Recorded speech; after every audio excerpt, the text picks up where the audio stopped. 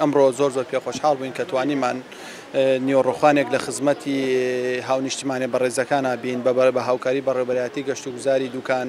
من هیوادارم ئەمە یەکەم ساڵمان نەبێ و لە داهاتوویشە هەموو خاوەن پرۆژەکانی قەزای دوکان ڕۆژێک دابینکەن بۆ کەمەندامەکان یان بۆ هەچ نابەکامێک لە هەرێمی کوردستانە بێ کە ئێوانیش بتوانن گەشتێکی بەدڵی خۆیان لە پرۆژە سیاحەکانی قەزای دوکانە بکەن. ئەمڕۆ لێرە هەمومان کۆبووینەتەوە جۆرێک لە تێکەڵاوی کۆمەڵایەتیە لە نێوان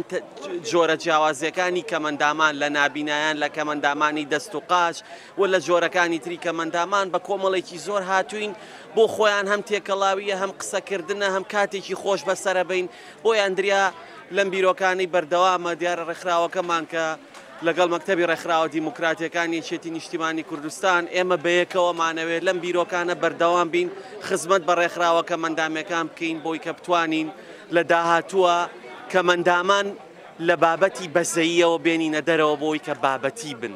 بۆ ئەوەی کە هەست بە خۆیان و بە ژیانی خۆیان بکەن.